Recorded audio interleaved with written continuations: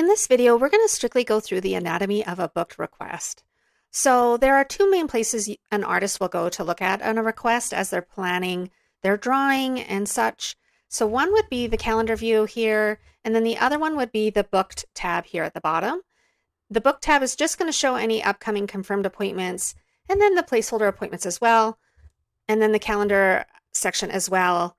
And I'll go through the calendar details in another video, but these are the two main views an artist is going to go into to look at the details of a request.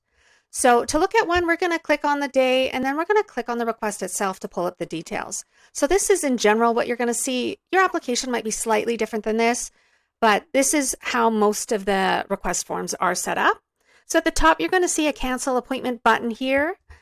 I'm going to do another video on that, but so we don't need to worry about that in this video here. You're going to see the client information, and you're going to see some icons related to the request. This little calendar with an X means that the appointment has been rescheduled before. This little car means that the client will be traveling to their appointment. And then, as always, you can click this little arrow next to the client name, and it will pull up their client record, which you can see a little bit more details here. You can see the appointments that they have booked with you specifically. You cannot see the appointment details of any appointments booked with other artists. You can see if they're on the wait list, and then you can see the other artists that they have booked with in the past.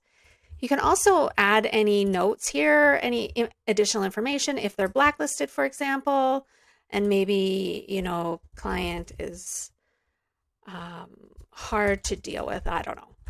If we did that, for example, you're going to get this little note icon here that there is a note next to the appointment. So continuing down, you're going to see some general information about the client themselves, where they're booked. The appointment status here is confirmed. And then keep going down, you're going to see the appointment details. And then the main section, as you're planning your drawings and such, is going to be under tattoo details and photos.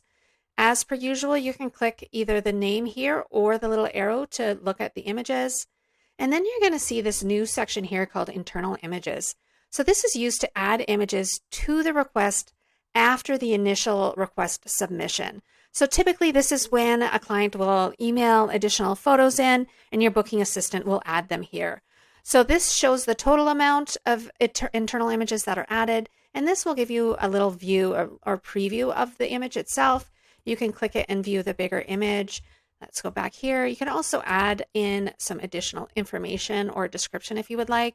You can click add to add more, and you just click that button. And if you're on your phone, you can upload an image, or on your computer, same thing.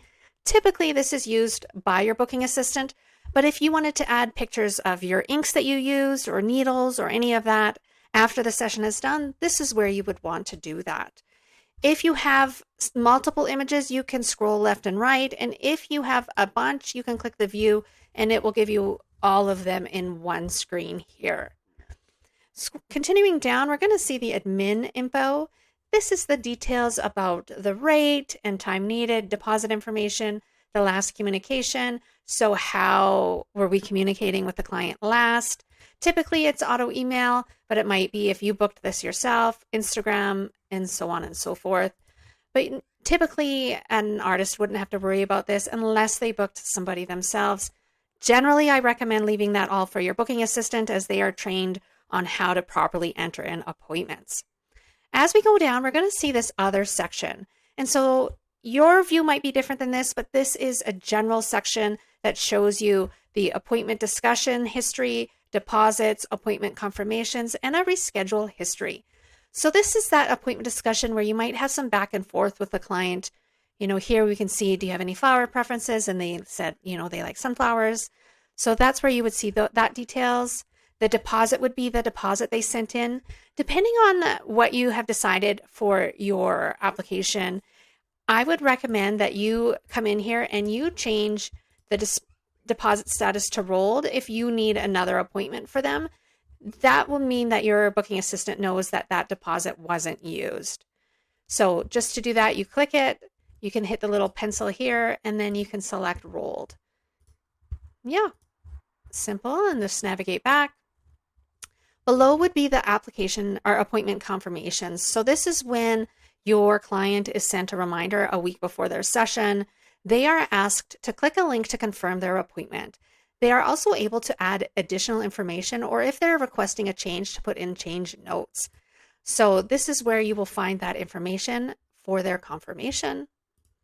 Usually you don't have to manage this. Again, it will be your booking assistant keeping on top of making sure that the client has submitted their confirmation. And if they have any changes or info they would like to submit, that your booking assistant will handle that. Then at the bottom, you're going to see a reschedule history. So that's that little icon that we saw at the top. This just shows the history of that appointment and if it was rescheduled before. This is a good indication if you have rules around booking and rescheduling. In general, I usually recommend if an appointment is rescheduled more than twice, a client might lose the deposit or require a new one to rebook. Always exceptions are made for illness and other true emergencies, but this just lets you keep track of that in an organized way. So yeah, that is the general anatomy of a request. If you click this edit button down at the bottom, you're going to see the edit view of that request. So this will enable you to change all of the fields. So you can click through to see all the details that are just at the core of the request. So you won't be able to change the reschedule history, the internal images, because those are all outside of the core request. Same with the internal images. But typically you wouldn't have to change the details as you go in, but that's how you would see all of the fields in edit form, as we are just in the detail view up here. But yeah, that's basically it. Thanks.